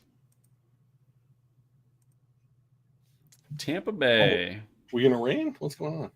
Right. Yeah, I just heard a giant rumble, and I'm like, is there a giant truck driving through my backyard? I'm like, no, it's probably. I just heard the same thing. So there's no way that we both heard like a truck on the highway or whatever. Considering we live 10 miles apart. Yeah. This has got to be Latu here, I think. Either that or Wiggins. I don't know. I think that when we traded for Carlton Davis off their squad, yeah, you know, so they could be in the market for a starting outside corner, or, you know, and edge rush. Has always been a thing that it's been a minute since they've had a really good edge rusher. So, I mean, like, who do you feel more comfortable with? The dude who has a medically cleared neck issue, or the 178-pound corner? Because neither one of them are. Who's going to end up with a neck issue after his second tackle? He's not going to help you in the run. He is a all right. let's take a look at their defense, right? So they're a base 3-4 defense. They've got Clyde Jackansey, that they drafted last year. Yep. Logan Hall is on the other side, and they got Vita Vey in the middle. Got Levante David, KJ Britt, and Yaya Diaby. They have a lot of young guys who are, we don't know yet. Yeah, Jordan Winfield at strong safety and Jordan Whitehead at strong safety and Antoine Winfield Jr. at free safety. Zion McCollum and Jamel Dean are their corners. I think they go corner here. Okay, that's fine. We're going to go Nate or Kool-Aid? Nate's the better corner, in my opinion. All right, Zona, who took Marvin Harrison. Harrison. I'm going to give him Latu. I'm just going to do it. Stop it. He's almost to us. What are you doing? I think that if he's here, I think that listen, I love this kid. I love this kid. Me and Hatters lockstep. Right. I think with Dallas Turner, it's about explosion. With Jared Verse, it's about power. But this is the dude that's like, I have a plan in my head for how I'm getting by you with like technique and hand placement, and just like he's almost like a martial artist to me in his pass rush. Like, it is like, I'm going to block you, wax on, wax off, I'm past you kind of a scenario. And with Aiden never stops working Hutchinson on the other side, these two guys would just be fucking lights out fun to watch for like the next 2 or 3 years. I'm assuming a lot longer, but like, right. But like, I also think that like, if I feel that way about this kid, like, does nobody in Arizona's war room think the same thing? I mean, come on.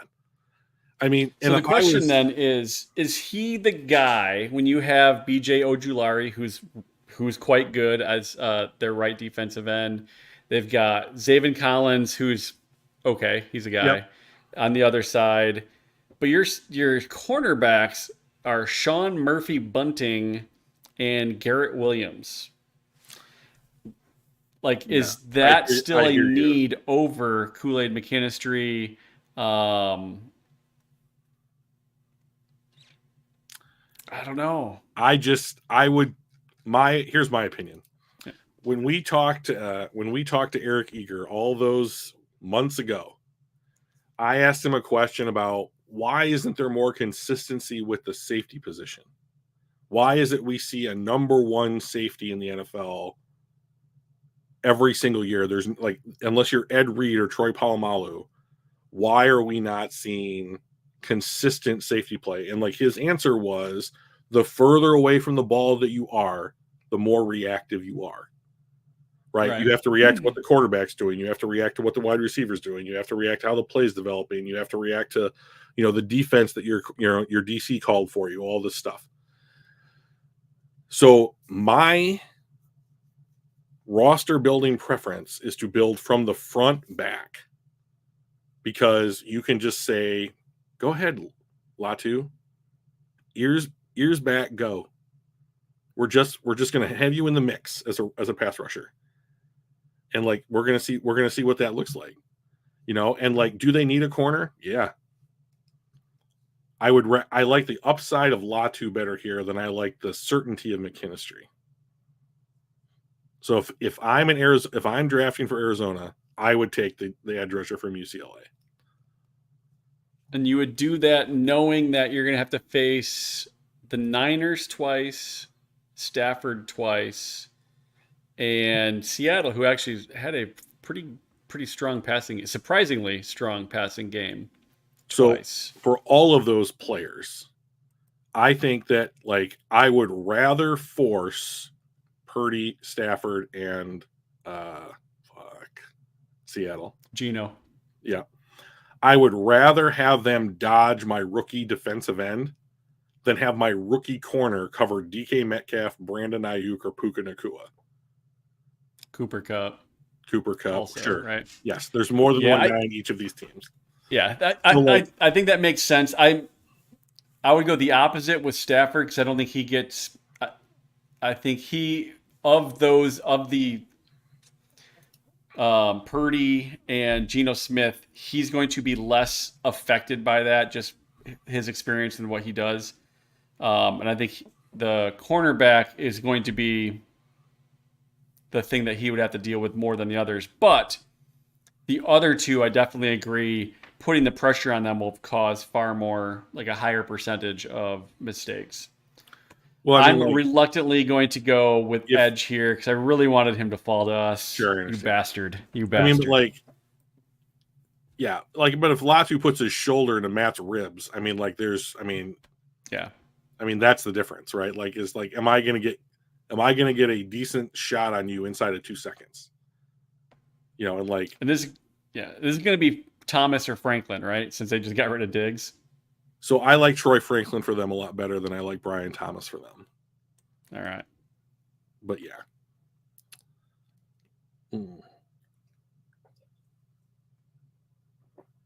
So here we've got Kool-Aid McKinstry. Mm-hmm.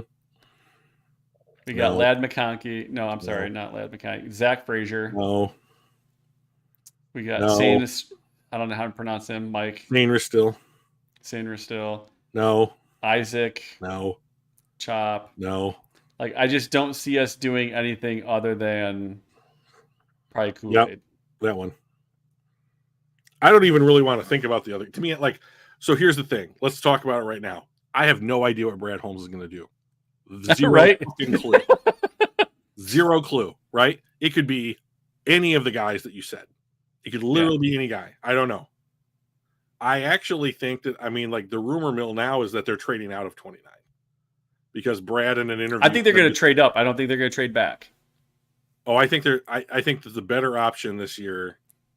I think that the way that Brad unless it's lying season, he's trying to trick us all, which he might very well be doing. He said something like, well, it's the draft's in Detroit this year. You want all those people to come out to see us draft on Thursday, but you got to do what's best for the team. Is right. Essentially what he said, right? And then he followed that up with, if we trade out, I hope our fans forgive us. Right, exactly. Right. So he's basically saying it's not off the table, right? We may trade out. I think that he sees right now a win sooner window as opposed to a win down the road window. And the way to do that, I think our window is so tight right now. You and I believe that the window is always this year, right? Yes. That is the window, is this season. And I think most GMs, in a way, also believe that. Now that they're playing the long game as well, but they know this is the season that counts until the season's done, and then the next season is the season that counts. Right. And I think the best way that we can do that is to improve dramatically in one player over getting two worse players, because we've already raised our floor, right? So it's not about we have to scatter shot. We just have to have decent people at a whole bunch of positions. Now it's we need to get better at fewer positions, and I think that's why I think we'll move up. And I think if Latu's at 27, I think we jump up and take him at 27, sure. Right? I see us jumping all the way up into the early 20s potentially, depending on who's there. Well, he did. He moved from 32 to 12 once, so it's certainly in his wheelhouse. I think that Brad Holmes is looking at roster building in the sense that I'm going to be here 10 years from now. And I think I think that he is trying to build. The more that I think about how he has functioned, the more I come to think Brad Holmes wants to be a team that is winning the division, making the playoffs, and is a threat to do what the team did last year, but for the next 10 years. Yep. I think he wants to build a team like the Ravens or the San Francisco 49ers that are like, okay, every other year these teams are going to be whatever, the second round of the playoffs, the NFC Championship game, make a Super Bowl appearance. Like, I don't think that he is going to push his chips in the middle for anything. He is I don't think so either. I want to make $2 over the next hour for the next 6 hours that I'm playing cards, right? And so his draft last year really threw me. I was never going to predict that. Yeah. 0 of your 1,000 mock drafts predicted that. Yeah. Never would have. I mean, I had them taking Branch at 18, not 45.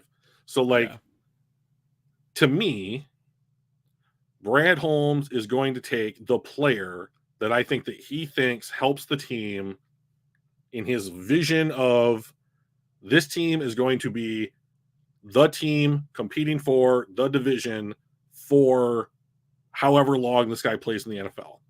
Yeah.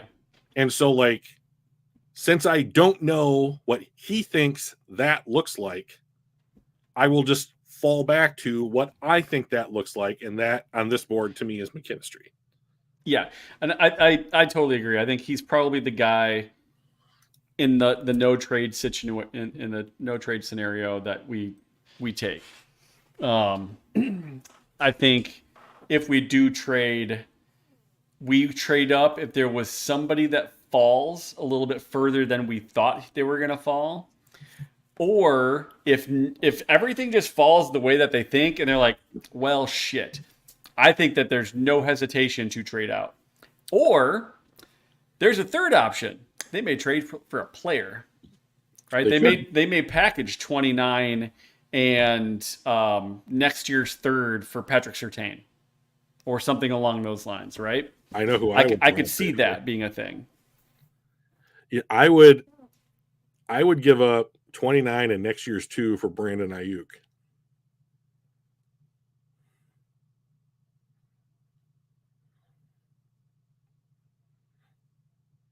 I mean, you're going to have to pay. I mean, like, here's the thing. Like, they're going to have to, I mean, like, they have too many guys to pay now, as far as I'm concerned. Right. Like, I don't understand how they're going to do it. That's the thing that I'm most interested in understanding, how the Lions go about doing this. Yeah. So, like, if you're going to make all of the guys work, then adding one more makes, as far as I'm concerned, almost no difference, because you're just going to figure it out. You know, you're going to add void years. I mean, we were talking about somebody the other day, and I can't remember who it was, but like, they signed, it was reported that they were getting a relatively large AAV. And when I went and looked at the dude's contract, he cost Brock Wright. It was Brock Wright. Wright. He was like $4 million AAV, and he cost like a 1.2 next year. Yeah, he cost nothing. Like, he cost nowhere near 4. Like, and only in the last year of the deal does he ever get to 4. I think it's like 4 or 5. And that's not even a guaranteed year in the deal. Right. Like 4, 5, 2, 3 years from now. Yeah. What is, I mean, like, that's almost like non-existent money. So, I mean, like, I don't know what they're going to do. I just don't know. I mean, like, but my guess is he likes cycles. You sign Carlton Davis. You traded for Carlton Davis.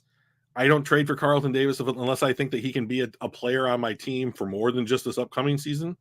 Right. So I'm going to extend Carlton Davis, and then he has shown a proclivity to say, I have acquired a veteran. I'm going to put a rookie in that cycle behind him. And so, like, whether it is Gibbs and Montgomery, or you signed Alex Anzalone and then you drafted Campbell, you traded for Carlton Davis, you put McKinstry behind him. So, like, that's fine. I don't think that we need an X wide receiver thing matters at all in this offense. I think it means nothing. Like, literal nothing. Yeah. No, I agree with all that. Baltimore. So as someone who has followed the Ravens, I think what Baltimore likes to do is to say, this guy's here on the consensus board. He's still here when we're picking. That's our pick. So I'm going to pick Brian Thomas Jr. because he is the highest rated player on the board left. And giving Lamar Jackson another threat. This is the kind of guy that I think that Lamar Jackson should have had his entire career in Jacksonville. I'm super big. I'm a basketball player. I'm going to jump up and go get the ball. Did I say Jacksonville? Baltimore. You did. Yeah. Okay. I'm like, wait a minute. I constantly say the wrong thing. Yeah. But that's right. If I was Baltimore, I would have put a basketball team around Lamar Jackson. So yeah. Here's their first player. Here's their power forward. And the Niners. Zach Frazier. Zach Frazier. That was perfect pick for them. Yeah. I think they go McConkey here. I love. Okay, so like this guy is Amon-Ra St. Brown, as far as I'm concerned. Like same kind of player. Gets open, never drops a pass. We played quarterback. Yeah, like the Kansas City Chiefs simply must continue to draft wide receivers almost all the time because you have to have those guys on rookie deals. Rashee Rice fucked up in the offseason. You know, the kid from Western Michigan that you drafted in the second round a couple of years ago hasn't worked out so far. Like you cut MVS. He's been nothing special. Right. Yeah. So like Travis Kelce's just one more year older. Like, and if you're going to make a push, just give me the dude that gets open that like, and they've had to change their offense. Like when Tyreek was on the field, you're throwing bombs, right? Now that he's not on the team anymore and they had to adjust, it's this dink and dunk shit all the way down the field. Guess what? Patrick Mahomes can do that too. So give him the dink and dunk wide receiver to make him good at, you know? So I think I like that quite a lot. I don't think this is what it's going to look like at all on Thursday. No, because there's usually I think we found that there was an average of like 6 trades or something per year in an handful of trades in the first round every year. That's going to fuck up everything. I can't wait for Thursday, dude. Oh, dude, I cannot wait. It's going to be great. I've got the it's called an Owl, the camera that can do like a 3 or 4 people at a time kind of view. So I've got that. I'll get that tested out. I'm pumped. I'm excited for it. Well, should we do a real quick 3-round Lions mock? I feel like we owe it to the people. I'm going to copy that. I'm going to throw this into our Discord. Okay. Real quick. So when you're wrong, you can have everyone know that there's a record of it. You know. When we're right, we can. I mean, we're not. Come on, Michael. What you said. We're not going to be right. All right. So new mock. Not all, just the Lions, 3 rounds.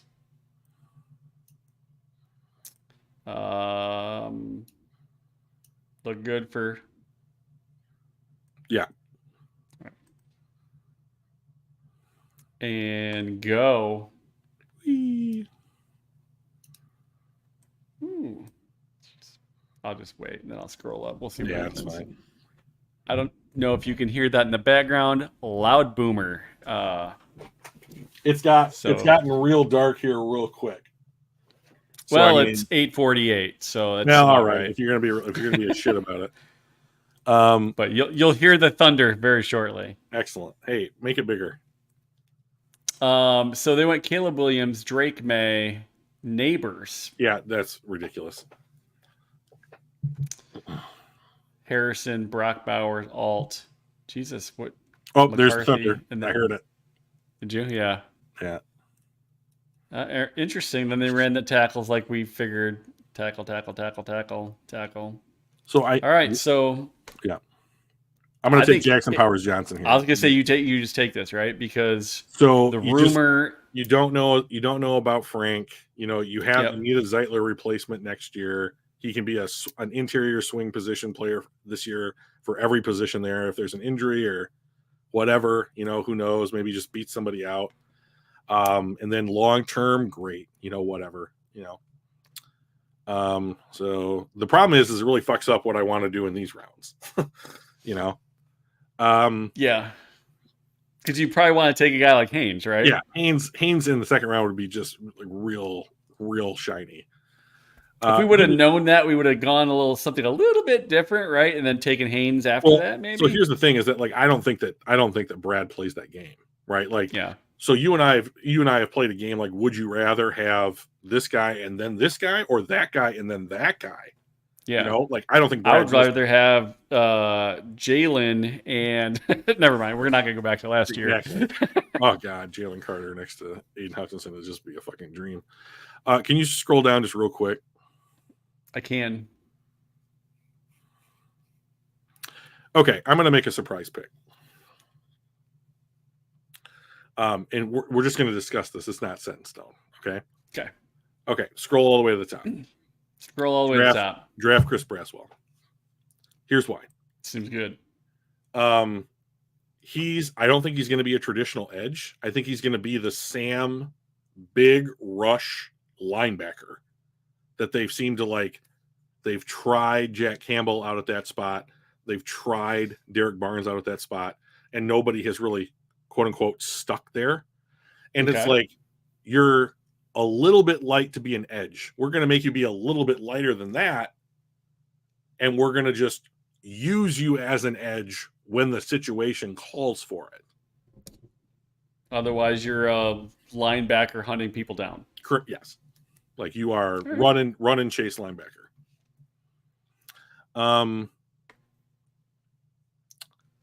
Well, we haven't identified. Well, actually, we haven't gotten a cornerback yet. I think we just probably need to snag. Who is the best cornerback available right now? They had Kalen Carson in for a top 30 visit. Green is primarily a slot corner, so it depends on what you want to do with Branch. So, like, if you wanted Branch to play more on the outside or at like as your third safety, then you could have a guy that like maybe Green would be like your dime slot corner, or if you wanted to run like a 3 safety look, right, he could be your slot corner in those packages, and then Branch bumps out to safety. Here's the thing though, like I was watching some Lions games recently, and like when Brian Branch is around the line of scrimmage, that dude is an absolute menace. He's a straight up menace. He was fun to watch. Oh man. So like I don't think that you want to take Branch and move him further away from the line of scrimmage. I agree. So like I also don't want to take the 110th rated player at 73. I know. I think don't we just go? I mean, 80.5. This was a big step up from the previous year. Although he only played 3 games. So he's only played 5 games and then 3 games, and then he played 12. Yeah. So I mean, like, plus he's gigantic. So I think that he's probably more of he's going to end up being a safety. But I don't know. So like let's just look at the board again. Let's not get pigeonholed into a position when we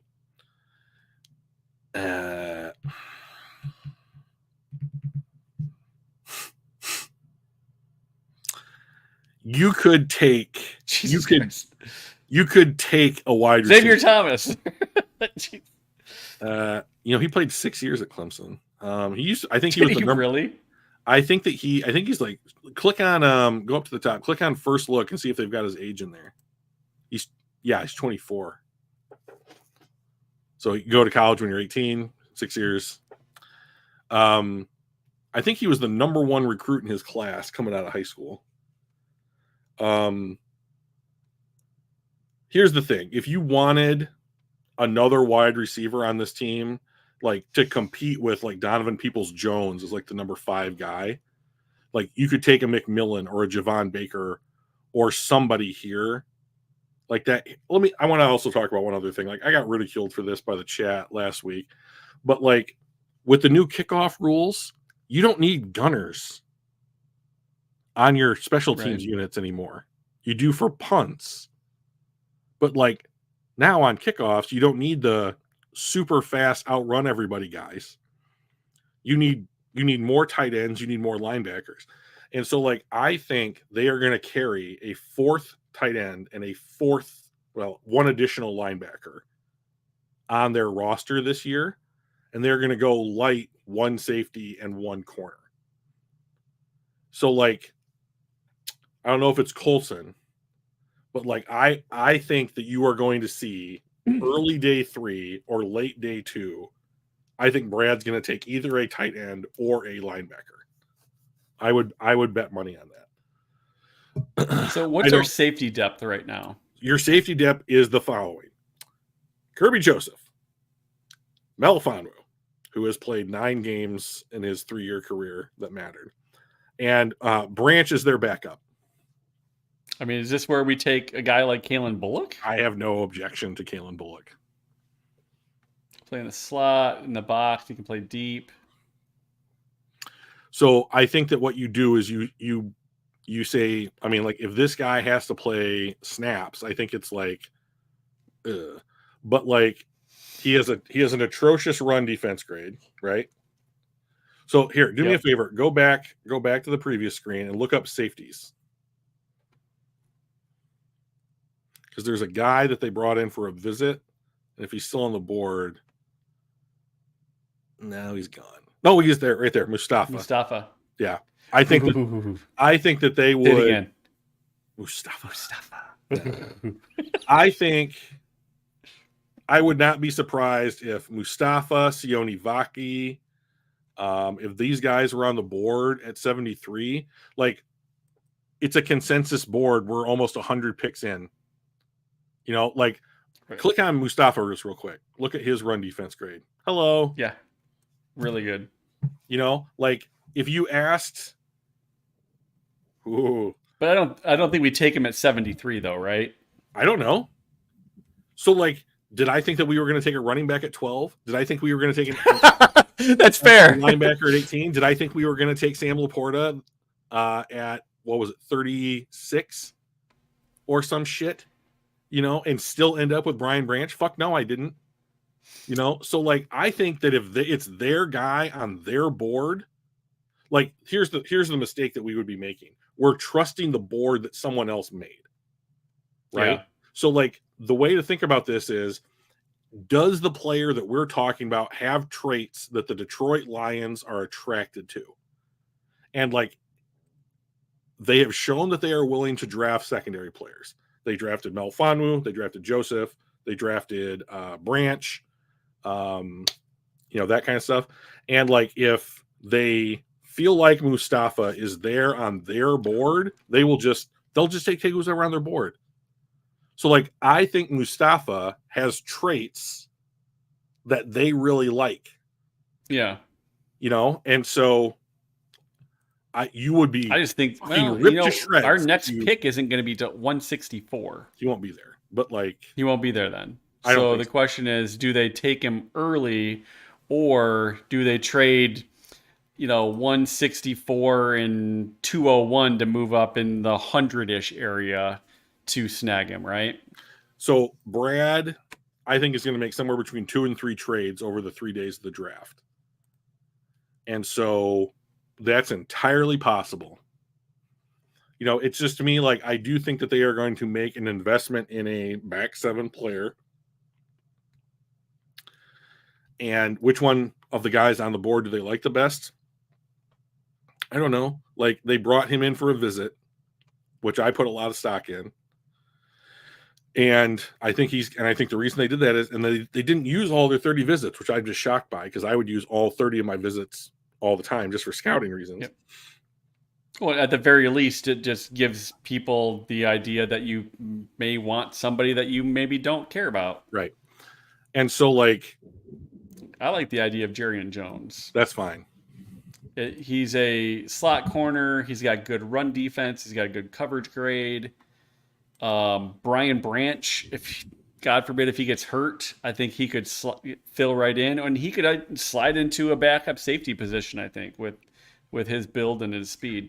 Yeah, I think that the Lions are going to take they want football players, right?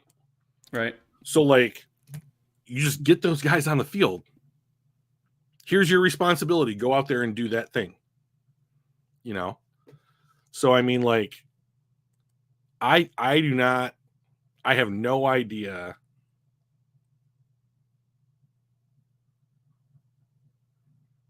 Oh, this is interesting.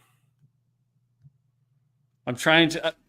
I just happened to end on San Francisco, but Like if you picked, I want to go get that 124, guy. I want to get Mustafa. then you have to offer them offer them a 4th rounder next year.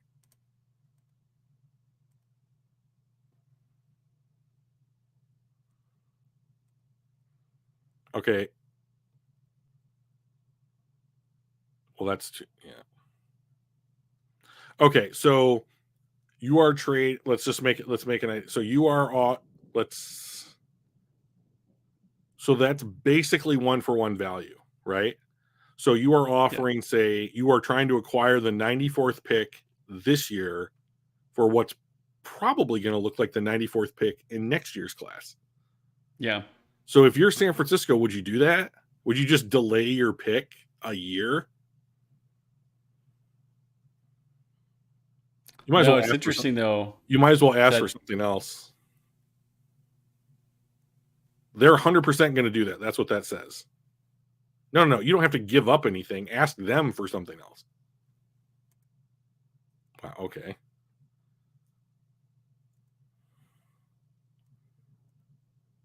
We'll go 176. I mean, yeah.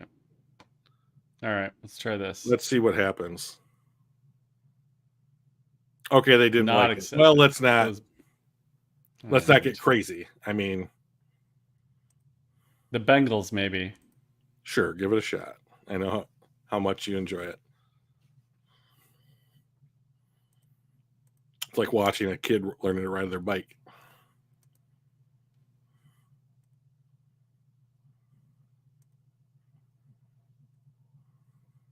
Oh! Hey! All right, let's go get Mustafa. Okay. Mustafa.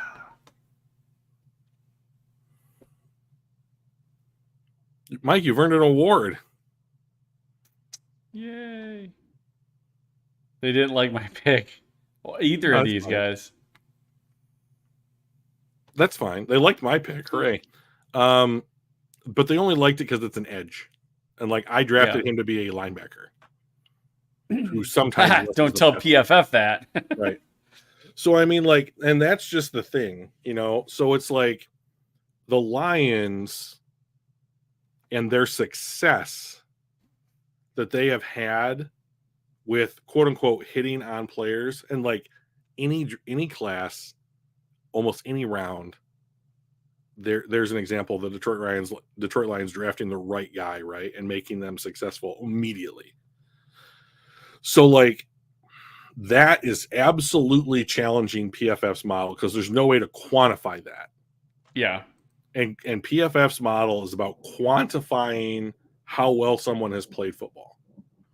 So like the difference is that PFF is quantifying it after the fact, and Detroit is like in Brad Holmes is predicting and projecting that success, right? And so that is obviously great for the Lions. So when we're right. Well, I mean, that's just it. I mean, like Gibbs and Campbell don't look like very good picks when you get them wrong. Right. But and one of them still doesn't look good. So like let's throw it to a different team, like the Texans, right? This year. They could have been fucking wrong. Yeah. Right. They could have been Bryce Young bad. Real wrong, right? Yeah. So they could have been like, we took CJ Stroud, he didn't work out. We traded up and gave up a lot to go get Will Anderson, right? But like Will Anderson was good and CJ Stroud was good. So they were right to do that. Were they, so they gave up 3 picks for Anderson. Yep. If those are 3 players that just contribute in any kind of meaningful way to your team, not at the level of Will Anderson currently is or what he could become, but if those are just 3 decent players, like a guard, a safety, and like an outside corner or something, and they're just decent players, is that worth Will Anderson and like what he could be? Because like now we have someone going in on the idea that Will Anderson's more valuable. Right. When you hit, right? And so like the thing of it is, none of the models, the game tape, the combine numbers, the PFF methodology, best player available, none of that shit matters when you draft a player and that player hits. Right. So it doesn't matter. I mean, like, because as long as you are right and as long as you are hitting on players, you will get better. And then someone just messaged me in the private chat. Here we go. That was me. There's only two of us. Oh, that's true. But yeah. Thursday. I'm not sure when we're gonna start. Maybe 7:45. I mean, the draft starts at 8. So we'll definitely be running by then. But my guess is we'll probably start a little bit early, right? That would be fine TBD. with me. I am going to want to watch, just so I can like publicly get it out there right now and kind of shame you into it. I am going to want to watch the NFL.com's coverage of the draft. They are not assholes, and I don't want to sit for 4 hours and watch a bunch of assholes talk about the draft. I'm going to be doing that myself. So yeah, we get to be the ass. If anybody's going to be the assholes, it's going to be us. Bullseye. I got that shit covered. That is right. Born to it. So yeah. So so if you guys want to join us at any point for any of the draft, we'll be there for the whole damn thing. I will be super tired and probably losing my voice by the time the Lions pick, but we bet on each pick. If the Lions pick. Yeah, if that's a good point. You know, and like maybe something crazy happens that we all just like jump up, mouths open, cheering about. Who knows? We'll see. That's what's the fun. That's why it's so fun. We'll see y'all then. We'll once we kind of figure it out when we're going to start, I'll post it so we can get all those subscribers out there, getting the alerts, and at the very least, catch us at 8, but probably before. Yeah, it's going to be great, man. All right, we will see y'all. Appreciate everybody in the comments section and anybody that's watching this after the fact. We will talk to you later. Hit that like button, subscribe. We're up to 103, I believe, right now. So that's cool. Yeah. Thanks, guys. Appreciate it. All right, see y'all. Bye.